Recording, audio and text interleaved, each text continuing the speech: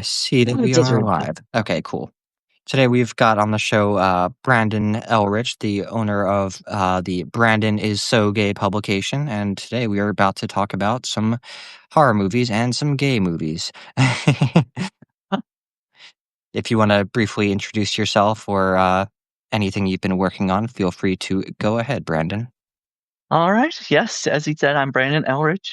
Brandon Ellrich is so gay, and I've been I've been watching queer movies for was October is LGBTQ History Month, but it's also Halloween this month. So um, I watched a bunch of kind of queer history movies or associated with queer history.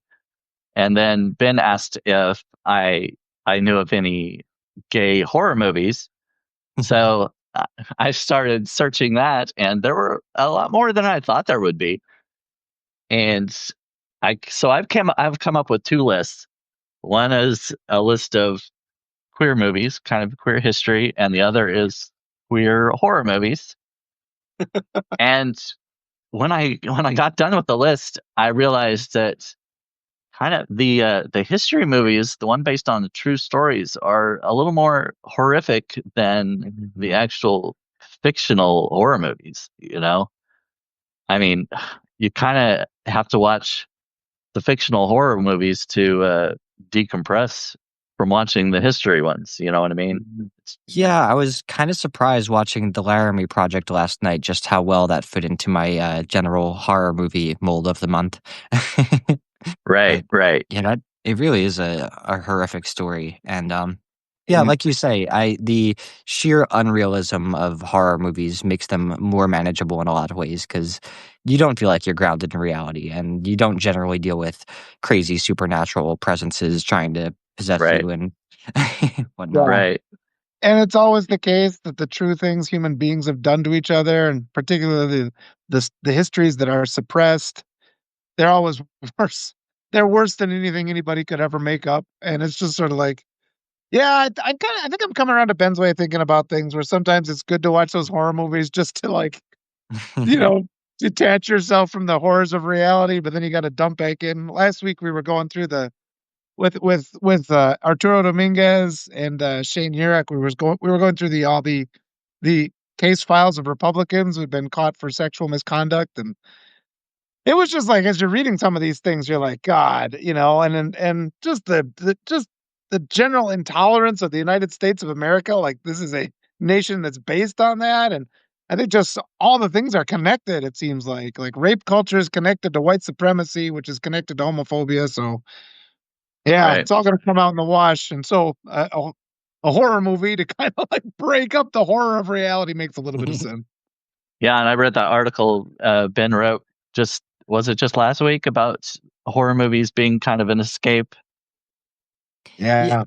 yeah, the virtues of reverse escapism, I called that, and I'm glad that I finally came up with a term for that element because everybody just thinks about movies being escapes, but really it can be just the opposite in many ways because horror movies really aren't what people first think of when they think of escaping, and it's the respite that comes after watching those movies sometimes that makes the experience so enjoyable. Like what I was saying a minute ago about just yeah, coming out of it and realizing, my personal problems and the problems of the world aren't quite as bad as they are for these Yeah. protagonists. At least I don't have And vampires breaking down the door or Right. it well, could be vampires worse. they might be kinda fun, actually, the vampires. Yeah. We still have Stephen Miller to worry about, but, Oh, god, yeah. Yeah. Dash McIntyre and I were, talking a few days ago about how, Stephen Miller would be so perfectly cast as, Nosferatu, and really, that was Yeah, a missed opportunity. They should have reached out to yeah. him. I'm sure they probably did. Yeah. Well, you're right, though, horror movies are a bigger genre than people kinda when you just kinda mention it superficially, there's a lot more that goes into it than well, people are dismissive of all things, I guess. Science fiction too, there's a lot that goes into that, so yeah, good to hear. So No, getting too much. I figured I'd talk about the historical ones first to get that out of the way and maybe end more on a positive note with the horrors. you know, Yeah. so Oh. one of them that I watched was the well, I don't know if I got to go backwards or the first one I watched, but well, since you mentioned Laramie Project, I did watch that.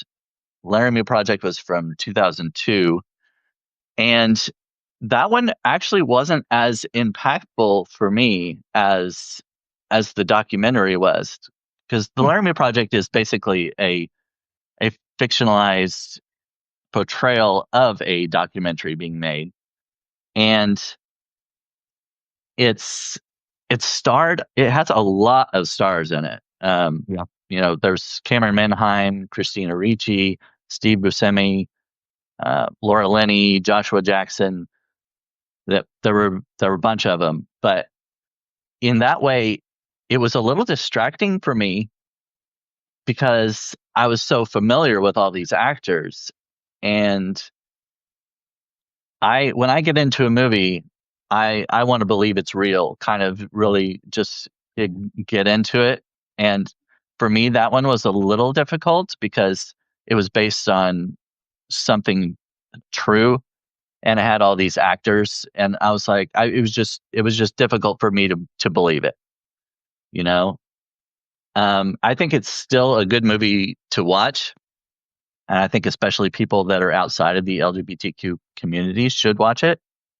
But for me personally, it wasn't quite as impactful as especially watching the documentary. So in 2023, just a couple of years ago, the Matthew Shepard story, An American Hate Crime. It was made on the 25th anniversary of this incident, and you get to hear the actual interrogation tapes of Aaron McKinney in the interrogated by the police, and what he actually said, and his voice and everything. And for me, that was a lot more impactful. And it showed pictures of Matthew after what happened to him, when he was in the hospital bed, his face and everything. And um, oh, sorry, go ahead. Because they don't actually show Matthew Shepard at all in the Laramie Project movie. Is that right? That's right. Yeah, Yeah. yeah, because it was the events, that everything that occurred after that, and people coming in to make the documentary and interviewing people. But in the actual documentary, of course, they interviewed Matthew's actual friends. You hear tapes from his mother and father, and uh, they interviewed the police officer that found him, or that I think actually a cyclist found him, but the police officer that came and first cut him away from the fence, uh, and all of that. So for me, that was very emotional to hear that, and that the whole experience for me is just very emotional because I can easily put myself in his place. It's he lived in a very small rural area, and even though it was in a different state, mine is not dissimilar. Uh, I could, if I were in the wrong place at the wrong time, I could see something like that happening to me. So that's pretty impactful story for me. When it happened, were you old enough to really grapple with what it was? I know you're a bit older than me, but still, we're pretty young when it Yeah, actually occurred. yeah. He was. I mean, he wasn't much. I don't like to reveal my age, but it was. It was definitely. I knew about it at the time, and I was in the closet at the time, and I feel like something like that, even if I had wanted to come out, when you hear Mhm. about something like that happening, it's like, why would you? If Especially if you relate to where he's from, the community, the conservative rural area, it's like, if I come out, that could happen to me. I'm not gonna, you know, I'm not gonna tell anybody I'm gay. True.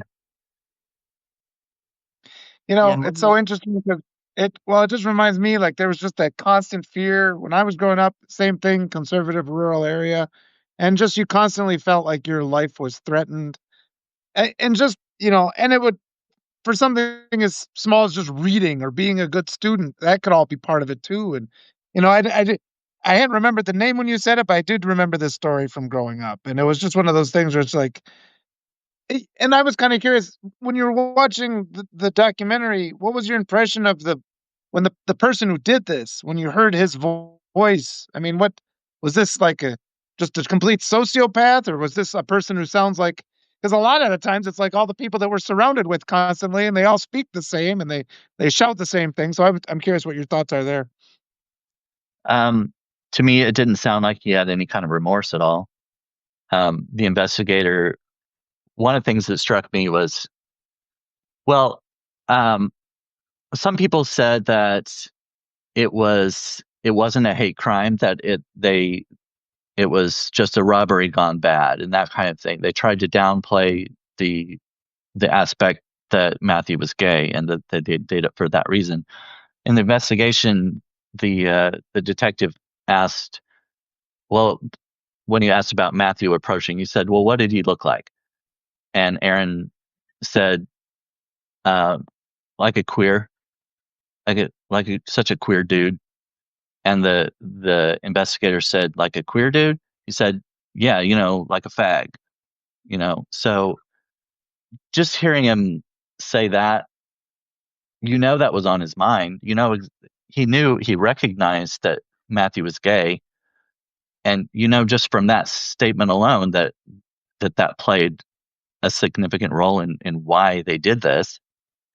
And his one of the I can't remember if it was his girlfriend or the girlfriend of Russell Henderson that said that they had talked about their hatred of gays, and she later retracted that statement, and that might have been prompted by the defense attorneys or something like that.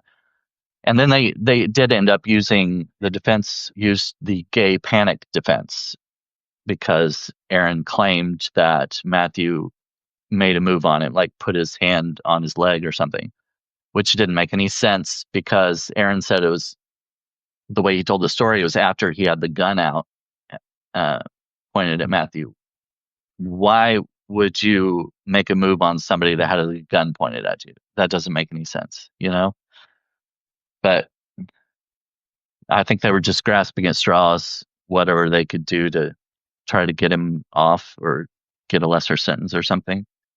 I think one of the So, most point I think one of the most poignant aspects of the movie for me was the way that it explored the culture of homophobia that led to the crime taking place, and how so many people in the town had this attitude that, "Oh, wow, what happened to him was terrible, and that shouldn't happen to anyone. But I hope he had yeah, time to think about what he did and how he yeah, shouldn't have been gay before God." And it's you can see people who have this real cognitive dissonance around it, where they do think that he was wrong for being who he was, but also that he shouldn't have died for it. And that's so much of the problem, that people are just have that latent attitude of homophobia. And even kind of casts not both of the murders, but I thought one of the two murderers in this almost light of sympathy, where you feel like he's a bit of a victim of that culture himself, and growing up around all these pastors and teachers who say, "Oh, it's wrong to be gay," and just seeped into him. And it, you don't feel bad for him, but it was just an interesting way I thought that they cast one of the two killers. yeah. It's I almost I inevitable was that he would turn out that way. Yeah, Sorry, Walter. Go. well, go ahead. And I was just gonna say I've always been surrounded. There's all these angry people who are like looking for something to get worked up about, and it could be, it could be based on race, and it could be based on homosexuality, but it's just, or it could just be the car you drive or the fact that you've got a sticker from the opposing football team. There's like these, and they will work themselves up to a murderous rage. And this is just this thing that's in, and and we've got a society where people grab guns and shoot people at schools too. And it just seems like all of it is kind of together where we just have that resentment. And I think, yeah, religion, religion overlaps a lot with and grooming for white supremacy. It just does. You get your central authority figure. You have to be obeyed and all those things, and telling people they aren't good enough, and and then there's all this abuse that goes on within those systems too, where you see these patriarchal systems where the father abuses his kids, boys and girls, which is abuse, and that's not. We're talking about rape culture there, and that's not sexual preference. That's a different thing. And then this stuff all gets like bound in and it explodes in these various different ways. And then our society just, no matter what way it comes into to the spotlight, we just figure out a way to brush it aside, cause blame and blame innocent people once again. I don't have any answers for this. It's one of those things I constantly wrestle with. I just am finding there's a lot of ways it overlaps with a lot of different things. And I think, just solidarity, Brandon, the same fear. I felt that fear. And I worry about my kids and I worry about you and I worry about Ben, and all we can do to talk about it and just try to understand it and actually come to, I guess we just have to have the courage to start saying what the real problems are, because I think we're all kind of indoctrinated to a lesser extent to just not even talk about these hard issues. So thanks for bringing it in today. One Yeah, one thing oh, sorry. one thing that I really liked about the way that they cast such big name characters for it was that it had probably more of an ability to come to the forefront as a cultural issue than if they had picked lesser known actors. But I do see what you mean though, because a lot of my favorite movies, and one just watched recently, The Long Walk, I think was especially poignant for me because I didn't know any of the characters who were in it, and it just added Yeah. this sense of realism for me. But yeah, I think that it's important in a way that they got such well-known actors to take on the roles of those town. Like, there's a real strong argument to be built either way. Yeah, and I kind of wonder if I mean, to have that many, because there were a lot of people that I recognized in it, a lot of actors, and I wonder if maybe they took a lesser pay or something in order to get. I mean, they would have had to have a pretty big budget to have that many well-known actors in it, and I wonder. I didn't read up on whether or not they did, but I that that could be a possibility. But there was also the movie, the Matthew Shepard story in 2002 that starred Sam Waterston and Stockard Channing as Matthew's parents. That was a dramatization, of course, but I really held off on that one. I really didn't want to watch it because I figured they would probably depict what happened to him. The actual act, him being beaten and everything, and I I didn't want to watch it. You know, I I wasn't sure how well I could handle seeing that, even though I know it was fictional, and a lot of times I have to do that. In situations like that, I have to remind myself, okay, these are actors. This is this is not happening. Except in this case, it did happen. And it was really hard to remove myself, disassociate from that because I knew it was a true story. And so it was hard to tell myself, these are actors. This is not really happening. But I do feel like I wish that more people who are not in the queer community would watch these kind of movies, because I think they need to know what could happen, what has happened to people in the community. I think it's Yeah. important for them to see that. I've got a bit of a Yeah. personal connection to the Laramie Project that I might even have a hard time talking about without getting a bit emotional. But there was this play done at my junior high school where they did the Laramie Project, and man, that I to date I don't think I've ever been so deeply affected by a play that I saw.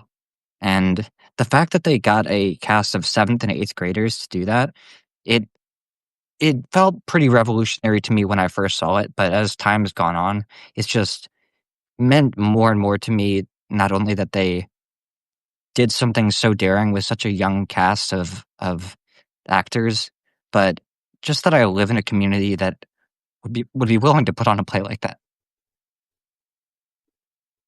Yeah, Yeah, yeah, I understand that. I I think it would be more impactful for me too if I saw it in real life. Uh, People, especially that young, like you were saying, that would put on something like that. I think that would be definitely very impactful. I've been very curious to go back and revisit it because I know that it was, filmed and footage of it does still exist, but to see that cast do that again as an adult, I think would feel very differently. Because at the time, it was people who were my age, and you kinda just have this, it's you don't really understand age and adulthood as much when you're young, and you kinda just feel like, "Oh, these are my contemporaries," but to go back and see that footage and just see that young cast of actors do something like that, it's yeah, I'm really thankful to live where I do and to be in a community that thought, "This is a hard subject, and it's gonna be a difficult watch for a lot of people, but it's an important one." Right. Right. yeah. I'm glad to hear that. And, uh, yeah. And as a parent too, it's one of those things where I know my girls, they're like, "Daddy," because you're complaining about things, but it's just like you're just telling them, "You watch out for this, watch out for that," all the time, and you want to protect them and you want to make sure nothing bad happens, and they hear it so often, but then something bad does happen, and I'm just at the point too now where just the irresponsible level of our society, and it makes me, like rage cry where I start talking about it with people, and I'll get really upset. And I think that's important. It's important to have those emotions because so much of our society is designed to just push away and just brush these things under the rug. We're great. America's great. Go live somewhere else, then they say. And then that nonsense. They have these nonsensical arguments like, well, in other countries it'd be worse. And it's like, I've lived in other countries. We don't have there in the other countries I live, they did not have this basic level of hatred. And I didn't even recognize the basic level of hatred until I was 30 or so, Even because I was so busy ducking and covering and running, but I felt that constant terror, and we feel that, and every now and then it just comes up where you react to something without even a reason why. You're like, "My kids aren't gonna do this, I'm not gonna put them on the bus," or whatever. I mean, there's things you protect, and people are like, "Well, you're being hysterical," and it's like, "Well, I'm not my instincts tell me not to do this, so I'm not gonna do that." But yeah, how we make progress, and I think what you're saying is right. Having people watch these shows, I mean, every now and then my wife will read an article and it's about some kid and some horrible I'm just like, "Stop. I can't sometimes, because it's on my mind all the time, and it's like, I can't hear that right now." But it's like, I do think that through the work that we try to do here and try to talk about these issues responsibly, yeah, once you get that awareness of just the reality, that basic level of rage and who is behind it and how we can fix it, that has to be the way we can go forward to make it better. And we have to make it better. That's the other takeaway, I guess. One of my favorite scenes from the movie was when, one of the actors who, went on to put on the Laramie play, the Laramie Project play, was talking to one of the, pastors in the town and was just saying, uh, "Yeah, I hope that when he was tied to that fence, he had a moment to really think about what he did wrong." And Yeah. she Yeah. kinda just stands there and just says, "Uh-huh, uh-huh, thank you for talking to me," and you see afterwards just how much of a weight Yeah. it was on her that she just let him say that to her face, and, like, how could I not respond? How did I just let him say that to me like it was nothing? And that was Yeah. that Yeah. that that was a scene that really stuck with me. Yeah. Yeah, I remember what you're talking about. I remember that scene too. Yeah. Those moments too, I know I've because I've encountered those lately too. And it takes a while because when people say things that are just awful like that, I'm getting better at correcting them. I had somebody start going on about because it was regard to my wife being an immigrant, and he was just the guy said, "Well, is she here illegally?" He starts off with that right away, and I was just like, "Doesn't matter." And then he's like, "Well, does she get mad at people who come here and don't do it the fair way like she did?" I said, "Buddy, when racists start to harass her, do you think that they check to see if she's here legally or not?" And I remember this guy. he woke up. But this was like the fifth time somebody had made a statement like that to me. And I think we have to kind of prepare ourselves to have, because we're so indoctrinated to respect those authority figures. When they say awful things, they say awful things, and it's all normalized. That's horrific what that person said. To make that statement to somebody who lost their child, and then we're seen as wrong if we go yell at a priest. I've told priests to go fuck themselves before. The local priest, like the week after Uvalde, I was writing that we should arrest people if they sell automatic rifles that are then used in school shootings. And the priest, this was on social media, he writes back, well, then we'd have to arrest people for selling cars to drunk drivers. And I said, fuck you. And I sent him this big long message. I'm like, these kids just died, because I was all riled up anyway, because those kids just died. And I did see him again after that face to face, and he was all kind of passive. He didn't try to pull his authority bullshit on me. But we have to break that down, because so much of this bad stuff is allowed to live because we're all indoctrinated to just see these authority figures as irrefutable. They have that smirk and that power, and they say those awful things. And yeah, I think it's not easy though. I mean, it's not like I'm criticizing anybody for being stupefied in those moments, and sometimes the best thing to do is to get out of there. But I've been trying over the last year or so to speak up more Yeah, that's and sometimes just hold these people accountable.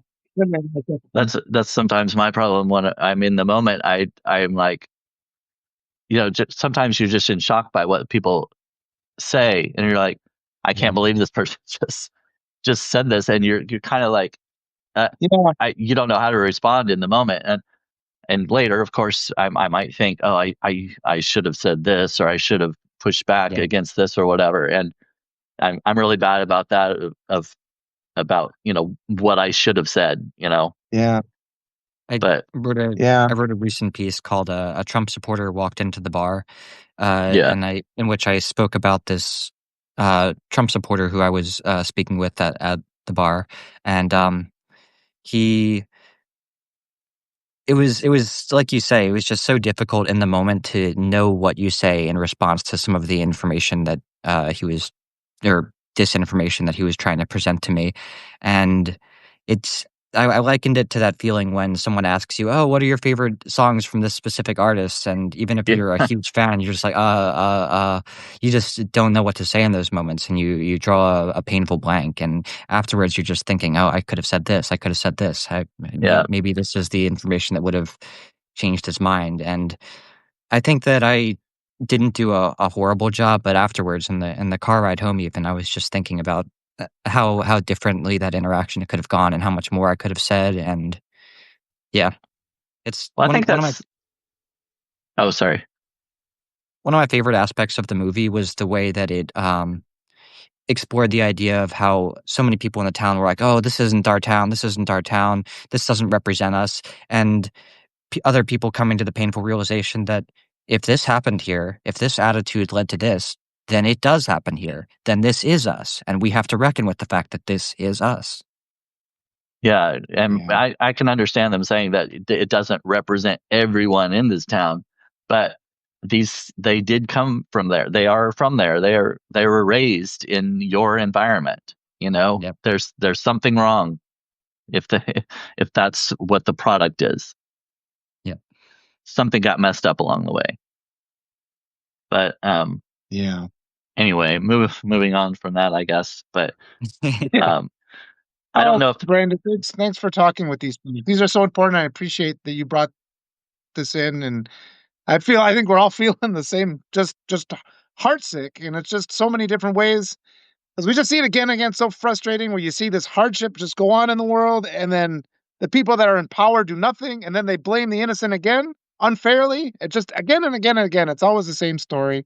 So just thanks for coming in and talking about it, and hopefully we'll feel a little bit better Well, after. I appreciate you allowing me to. I mean, part of the reason I bring him up so much is, not only is it National LGBTQ History Month, but it's the anniversary of his murder. Last on the 12th is when he actually succumbed to his injuries, and then so this is kind of this whole month is kind of significant, especially for that story. But another a show that I recently watched. It's not. I wouldn't. I guess I wouldn't call it like a historical one, but Coming Out Colton. So I don't know if you've heard of it or watched it at all, but Colton Underwood, he was an NFL player, and Oh, he was he was a contestant on The Bachelorette. He was one of the guys that she was the Bachelorette was choosing from, and he wasn't picked in the end. And a lot of times, what they do is they take someone who wasn't chosen and they make them the Bachelor of the next season. So that's what happened with him. He was the Bachelor, and he had all these women that he got to know and dated and whatnot. And after the show, he they broke up, the the woman that he chose, and he came out as gay.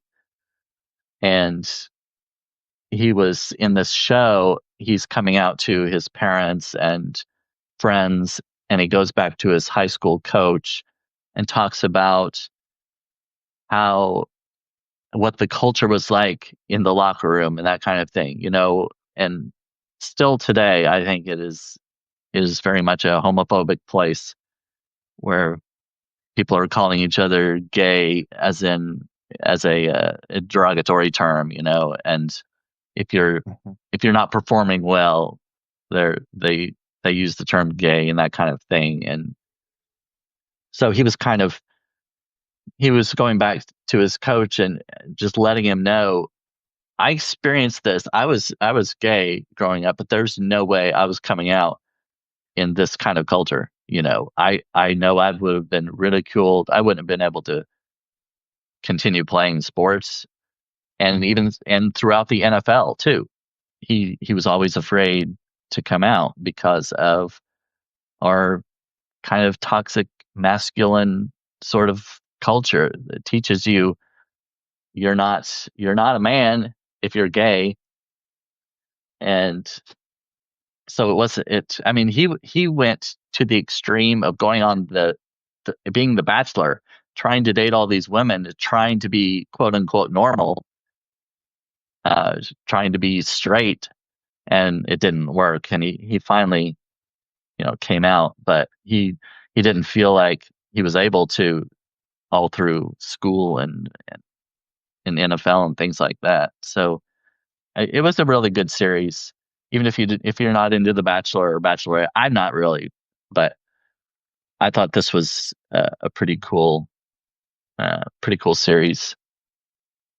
One of my favorite things about the movie Brokeback Mountain was the way that I could reflect not just on how different culture was in the time period that the movie depicts, but how different it was even when it came out. And because in 2005, I remember it was still like a very common thing to just use gay as an insult. And Yeah, in my own lifetime, it's really remarkable that that's completely fallen out of people's vocabularies. At least the people I know, it was so common. It just, "Oh my god, those sweatpants are gay, those shoes are gay," and now right, the only way I ever hear that is just completely ironically. Like, right. I'd say what comes to my mind is like part of a lot of these hate ideologies, it seems to be stopping children from having the ability to form healthy relationships. That seems to be the essence, I think. Whether and again, it's across all of them because I, I was when we were talking to Allison Wilts the other day, and I was just like, because like the white supremacy culture doesn't accept you, even if you're white, it won't accept you unless you're like cruel. And we've seen that in history. Like the Italians came over and they were not considered white, so they were treated to bigotry until they were able to learn to kind of emulate. And that's the KKK slang. Slang. America, love it or leave it, is a KKK slogan. And so it's just like it kind of comes down to that, where people then they're also suppressed, and it's like and that's why we're not even allowed to have strong male friendships, even at that level. And then they'll attack you for that. And I remember something weird my dad said when I was young. It was like we wanted a puppy, and he says, "Well, then the puppy will just die, and feel sad." And this was like this. It blew my mind that this was his thought about what it meant to have a relationship with a puppy, like just to love a puppy and all it's going to be is like vulnerability and pain to you. And I think though it's like the silver lining I'm getting from all these studies is just like it's just that similar, because it's like we feel like we're isolated. Because I always wondered, it's like, why does everybody hate me too? You're growing up and it's like they just hate me, and it's like, why is that? And it's not, you know, they don't hate you because you're gay or because you're black or because you're trans. It's just because hate is the only thing this culture teaches, and so it's like to some extent, once I learned that, and that's what helps us who have been the victims of this or who have had to suffer from it, we can kind of find community together, and then it just helps you understand it wasn't you the whole time. And that's kind of a big thing to learn. And because I felt alone too growing up, and yeah, what happened to Matthew Shepard seems like it's something that could have happened to me too, just because of the hatred we endured. And so once we kind of identify maybe the root of the problem, that helps a little bit. But yeah, I don't know. It's you kind of given me a lot to just kind of contemplate today. Yeah, and it doesn't help that when we have politicians and leaders who perpetuate this in our Mm. laws, when they say, no, we're going to restrict law, we're going to take away the Respect for Marriage Act or something like that, and other people who are kind of followers of that ideology might take that to an extreme, like take it on themselves, like Yes. kind of almost Yes. be vigilantes and like, well, our government says that these people, are not like us and whatever, and go after them, and that they take that from higher up. They it kind of as if it's passed down to them to do something about it. It's very interesting to me Yeah. how the administration keeps referring to the LGB community and trying to erase the T from the name, and it's Oh yeah. a horrible point of regression.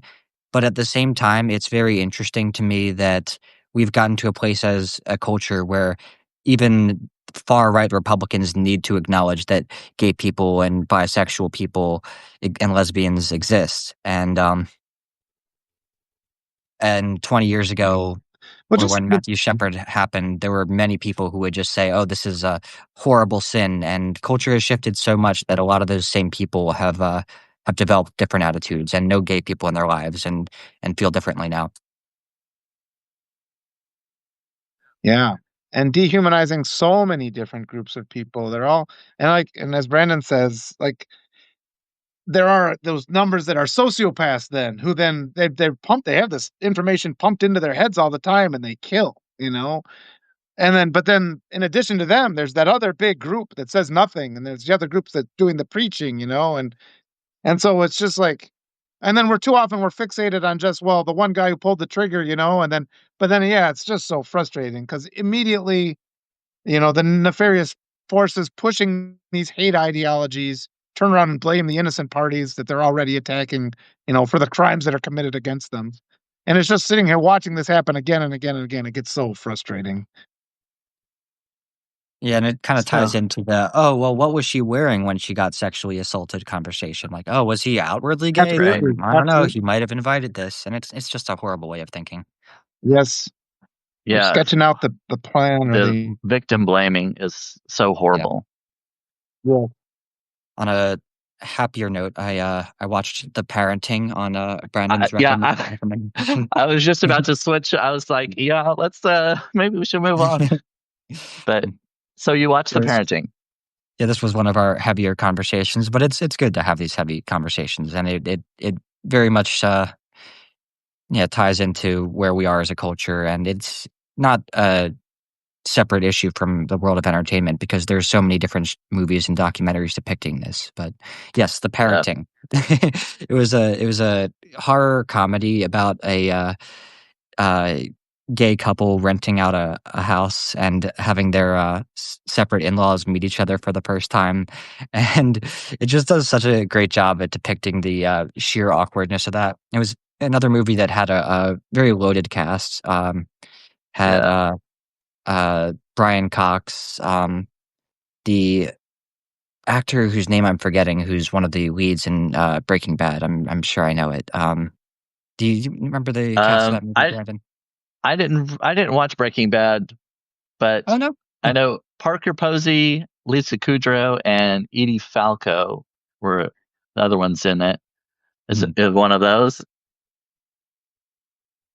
I I'm I blanking. I'm don't know. sure one of our viewers probably knows the name of, Dean Norris. You're probably Dean Norris. oh, Dean Norris. Yep, that's right, that's right. Oh, okay. I hadn't recognized. I saw his name, but I didn't recognize who that was. Breaking Bad is one of those shows that I kinda just assume that everybody has seen at least once, so I it's, know. I was like, we're when it was it's when it was popular, I didn't have that streaming. I don't remember what it was streaming on, but I didn't have that, so I was like, I just never got around to watching it. Yeah, it's an all-time favorite for me. I revisit that one, pretty frequently. Gets So, a what did you think nearly of the movie? It was a really funny, horror movie, another, good respite from, some of the heavier movies that I've been watching. It's not actively terrifying in any way, but there are a Oh few yeah, scenes that are pretty creepy, if nothing else. But, the comedy is like a kinda more benign, scary movie, like Scary Movie as in the franchise. Um, yeah, and yeah, there are a couple, gross out scenes that I could have lived without, but by and large, I thought the comedy of in-laws meeting each other for the first time really was pretty hilarious. There were a few scenes that got a good laugh out of me, and that's what you're looking for in any comedy. Just a few yeah. of those scenes that really nail it.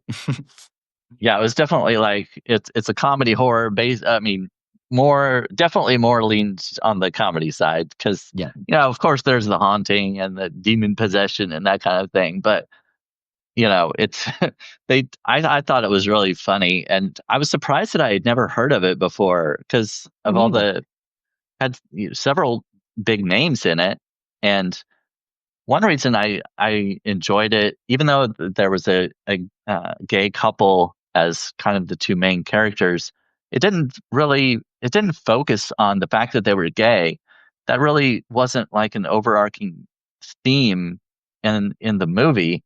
It was just two people, a couple having relationship issues and Yeah. dealing with their in-laws, and it's it was just a normal. I mean, anybody I think could relate to anybody in a relationship with in-laws can relate to this, and I would hope that anybody in the straight community or uh, homophobic people, would still enjoy it because it's not about being gay, and it didn't show sex scenes or anything like that between the two guys, so don't worry about any of that, you don't have to see anything like that, but I thought it was really well done. I thought it was very funny, and I enjoyed it.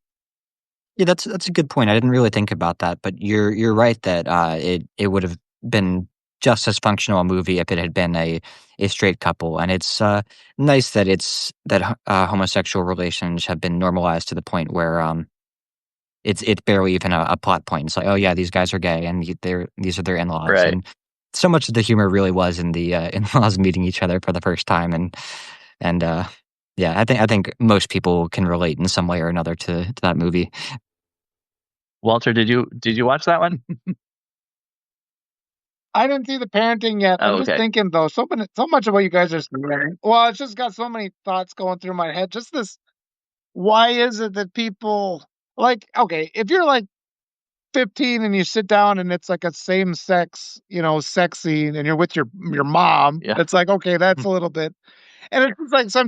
I'm just trying to think. I'm just trying to walk through like this feeling of shame you get. But maybe it's not even like maybe it's not even good that when you see sex and it's if it's whatever your sexual orientation is and you see that in your mom's, it's like why can't you just sit and watch that? Why do we have to be all weird about it?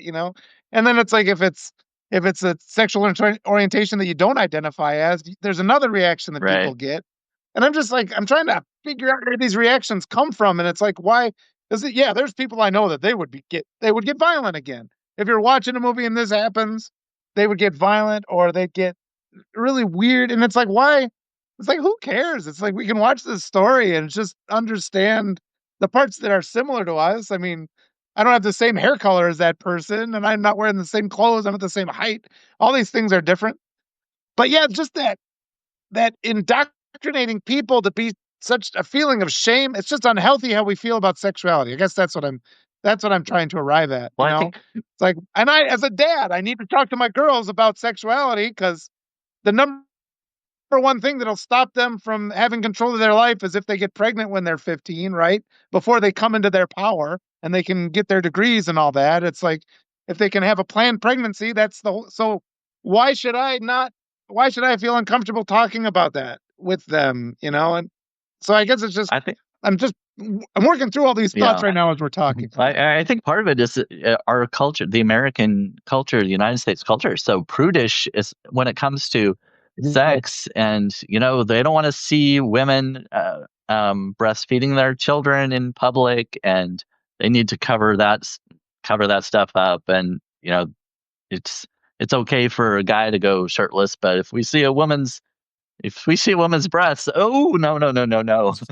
And- but yeah, I think it's like they're just bodies. We all have the same parts, and it's not gonna burn our eyes out if we see someone a woman breastfeeding her child or something like that. It's like, but part of that I think it goes back to religious upbringing, because they it's taught that you're not to look upon another person's body. You're not supposed to look at someone naked and that kind of thing.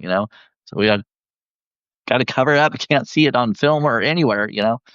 And that kind of Yeah. that makes it taboo, and it kind of I think it kind of perpetuates more sexual violence. And if this thing is so secret and so you know if we this is something that we can't see, then that makes us want to see it even more and like want to seek it out. And like if you just normalize it, it's like who cares? I don't know. Yeah. That's kind of my thought on it. Yeah. Well, I mean, and as a compassionate older person, you're supposed to help guide younger people, through the confusing stages of their life. And God, I mean, that was confusing when I was Oh yeah, 12 or 13, and I don't think it matters if you're straight or you're gay. Those are confusing times, right. Yeah, but then there's like this whole entity that we accept that rather than compassionately guide young people through their developmental stage, they use sexuality and be like, aha, I can leverage this guilt and shame you feel to control you. And then they lie to you. They tell you lies so that they control you. And then a kid is like, "Oh gosh, I got aroused, by I was watching a video and I didn't realize it was two men because all I saw was legs or whatever." And so then they're like, Yeah. then they go to kill themselves because and it's like, it's okay to be aroused. I mean, they used to that's how tablecloths got invented because men used to get aroused by the sight of the tables, right? So it's just sort of like arousal is really kind of bizarre. We don't, and actually, the older you get, you're like, oh, I'm glad for it. Yeah. You're like, good, some arousal happened, because parts start wearing out on you. It's But it's funny. sort of like the young thing. Maybe it's that resentment too. When older people are like mad, the younger people can so freely just engage in just like this purest, if it's resentment. So I just don't know. There's so many things at work. I'll be thinking about this conversation for a while, I think. It's funny to me how there's no objective truth behind the secrecy of certain body parts, and how it's a very arbitrary thing at the end of the day that women wear bras and men are allowed to go shirtless yeah, in public. yeah. And it's the same thing with who we decide to have sex with. Like it's only because we're so many people are growing up to believe, oh, it's wrong for a man and a man to do this. But on a very objective level, is it any weirder what men do with women? Because if you really think about it on that level, it's as weird as it is normal, and these are all standards that we create ourselves. Yeah. Right. Well, I think of ankles. You used to not be able to show your ankles, like Yeah. that Yeah, was. yeah, yeah. And so it's like if a society can get to that point, it's if they can learn that, they can unlearn that too. We've clearly seen that unlearned. Yeah, I'm the glad we problem moved is it. it's going to take so long to go the other way, to kind of change that mindset.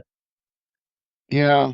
Well, I think the older people and that's the other thing, like younger people, just accept what they're presented with, you know? So it's like, and it just does seem, it's more and more, I'm just coming to this conclusion that the reason all these just absurd hate ideologies persist is because they just attack little kids who don't have the power to push back.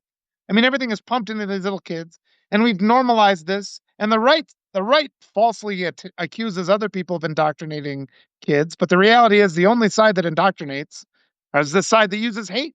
Because as an adult, if you're a fully formed adult, and somebody tries to sell you all this nonsense to you, you're like, get out of here with that. You know, that's stupid. But it's only a little kid, who is powerless to resist a lying adult, who can be forced to take on. And it's just so harmful to you. How much it costs you that you're unable to just, have casual relationships that can be sexual relationships as long as they're respectful with whoever you want. And it doesn't have to be like this is one person and you're with that person forever, even if you see you're not compatible. And it's like it's so much healthier to be like, I'll try this for a while. This doesn't work. We will respectfully move on to the next thing. And it's just sort of like you're allowed to experiment. That's what human beings, do. And if something doesn't work for you, you're crazy if you keep doing the same thing. You need to do something else. But yeah, just so much that we're forced to give up, just because of these enduring hostile and hate ideologies and we've all trained ourselves not even to call them out. So maybe I guess the Right. starting point is just that. We just have to do what we're doing now, but then take it further into our life and call them out more and think about it more. Because there's a lot I have to think about now with how I'm raising my own children and how I talk about sexuality with them. Because I don't want to inadvertently be passing on the hate stuff that'll hold them back and make them miserable.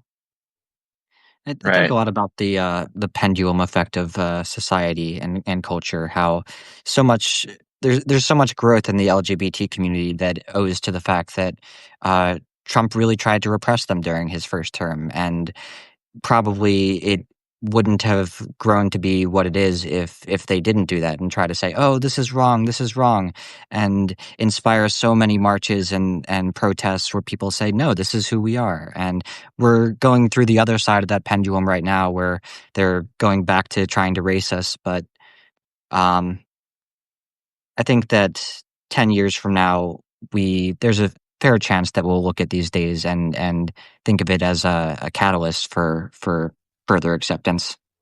Mm. Another movie that came to mind was the Kinsey Report with Liam Neeson. And just the part in there where he just mentioned, he's like, well, everybody thinks it's one way or the other. And in actuality, it's like we're all at different points along this line. And that starts making a lot of sense. And that's another problem. It's like every time we reduce anything to binary, there's only man or woman. There's only two things, Yeah. or there's Yeah. only left or right. There's only this or that. And that's another way to just control people because nothing is that simple. Everything is way more complex than that. And I understand in the film they were saying there was just an enormous pushback to his suggestion that it's like, maybe some people are, this and that and then the scientist with his scientific mind, he's like, well, maybe I'll experiment with a same sex relationship just to see and to give it an honest experiment because Yeah. otherwise, but that's a hard thing to do to cast off. My time where I got to live in Peru for 10 years, that was an exercise in casting off a lot of my American, ideology and trying on another ideology. Learning a foreign language does that too. So I've done that to some extent, but I really haven't tried it like from a sexuality standpoint. But it's an interesting thing. Just these thought experiments of that, allowing yourself to think through these other different realities you could have had. Yeah, it's fascinating. It makes life so much better. Brings color into your life. I knew about the Kinsey scale, but I haven't watched that movie, The Kinsey Report. I didn't know. I think it's called Kinsey. I think it's called Kinsey. It's got Liam Oh, Neeson. okay. The Kinsey Report. I can't remember the title, but one of those. Oh, okay. Well, yeah, I know about the Kinsey scale. If Yeah, everybody's on kind of basically yeah, a scale from 0 to a 6 or something like that, if you're yeah, straight or gay. I don't think I don't think there's anybody or very few people who are completely straight or completely gay. I think yeah, there's always some at least curiosity on either side, and that puts you, just a little bit, maybe a 0.5 or Yeah. wherever it is. But yeah, I think that's true for pretty much everybody, and whether they want to admit it or not. Yeah. Well, and then it falls into two of the old, like, if you masturbate, you're gonna go blind type thing, right? And Yeah. it's sort of like there was the Billy Connolly he had a great routine about that. He's like, 'cause somebody's like, "You only get 100 times," is what they said, and then you fall over dead. He's just like, "I never was as scared as when I did it the 100th time." Oh He's like, "But gosh. I did it anyway," you know? So it's just sort of like, but that's a case of, well, that's easy to disprove. You're not gonna go blind, you're not gonna die. But then they displace it and they're like, you're gonna have, and then they're just like mysterious things, bad things are gonna happen. And that we've been talking about horror movies before, how the scariest thing is the stuff you build up in your own mind. And that's Yeah. really the nefarious aspect of these hate indoctrinations, because they don't specifically say it, because if they were specific, it would lose all power.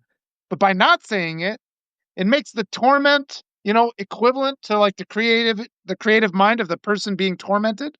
So like what I can imagine for torture is different than, and it's unique to me. So it's like this hate Yeah. indoctrination is just awful. It's just so awful what they do. But then people just brush it aside. And we just don't fully understand, just the level of cruelty we're inflicting upon our kids. Yeah. Whew. So, did you watch any of the others that I sent you? I'd seen Milk. Philadelphia Oh, right, was Ben. yeah, Philadelphia was one I'd seen in the past and had quite an impact on me. Milk I haven't seen. I was intrigued enough by the cast that I think that I need to check that one out. I've only aware of the name Harvey Milk, but I don't really know a whole lot about the story. Yeah, I actually didn't know a lot about it either until I watched the movie, and it was just recently that I finally watched it. But yeah, that was a really good one, and also, very sad. Of course, Yeah. being based on a Yeah. true story. That was, I mean, I'm so glad he had the courage to stand up and to be so active, fighting Yeah. for rights in the queer community. But it's also very sad. I mean, I don't think I'm giving anything away by Yeah. saying he was Yeah. assassinated, but that part was so needless and sad. Yeah. I was very interested to see that it came out in 2008, just a year after Sean Penn directed Into the Wild and cast Emile Hirsch in it, and then the two acted alongside one another in that movie. And I'm just kind of surprised that I hadn't really heard about that movie. Yeah. I was gonna say it kind of illustrates too. I mean, there's all these kind of legendary firsts. We're thinking of Jackie Robinson and Harvey Milk, and Kamala Harris too, being the first. Many of the offices she was elected to were the first time a black woman had been elected to those, and it's just. I hope nothing awful happens to Kamala Harris, of course, but that's one of those things. The way things are going now, and we Right. just kind of see, these people that are the first. Their stories aren't that happy. And Jackie Robinson's story was pretty miserable too. Well, the way he was treated, being the first in baseball, and just and even like the pushback to Barack Obama too as president. I think we're still in the pushback to that, and just like the depth of these. I don't know. It's. I think that's something to keep in mind whenever we're reading about history and we're celebrating people that were the first and who brought things forward. And maybe we just need to understand it was probably just awful for them the whole time they were there. I'm sure a lot of their experience day to day. Maybe that's something that'll give us a little bit of strength right now as we're going through a hard Yeah. time. And that, as Ben said, hopefully these hard moments now and the things that we're learning now, because all these conversations I'm having now for the last, since the election wouldn't have been possible until I had an emotional breakdown after the election. And I Yeah. called up Will Fullwood basically in tears. And you could listen to a couple of my podcasts and then it's like, the nation is this awful, and we just it's like that realization. And a lot of people we're like, well, we always told you it was this bad. And you're just the straight white male doesn't understand. And it's like, well, now you're empowered because you understand how bad it is. And we can speak truthfully because those risks are thus out there. waiting to gobble up our kids, and we have to work to fix it. I'm blanking on the exact wording of the quote, but history always skews toward progress. And I think that 50, 100 years from now, people will be able to state pretty objectively that the Trump administration represented a horrible period of regression, and it's thankful that we're no longer there now. I mean, in the future, speaking hypothetically, because we are there now. But Yeah. Right. um, but Well, I yeah, just don't see. I'd be surprised if this lasted forever. I do look forward to the future and what sorts of progressive movements are going to stem from this awful period of regression. I think that's a good transition. Let's transition to, because I appreciate you guys so much, and I appreciate this weekend I got to go out and have the community there, and of course, the Peace for America and Peace for Freedom celebrations, as I like to call them, the patriotic celebrations of the weekend. There's a lot of rainbows, and a lot of people dressed up as unicorns, and people come up. I had a shirt that said "Elect Women," and this older lady came up and wanted to give me a hug just for having that, and just like when you're really pushed up against the wall and everybody's struggling, and because my experience isn't the same as either of yours, but there's so much similarity to the fear I felt and the hatred, and just for no reason I could understand, and the shame I was forced to feel and the guilt I was forced to feel.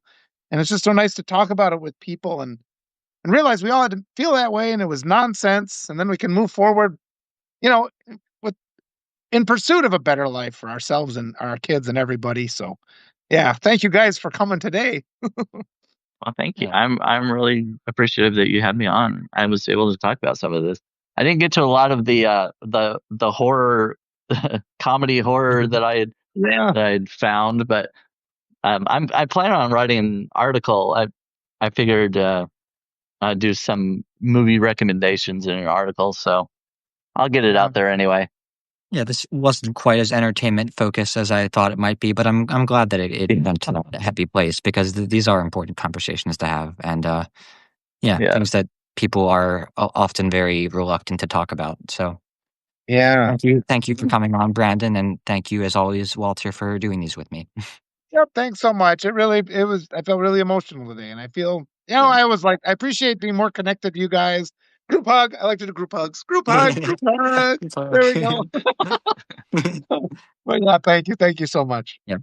Thank you, everybody, for watching and listening, and yeah, have a wonderful rest of your day or night. Thanks a Be lot. safe. Bye, guys. Community. Love wins.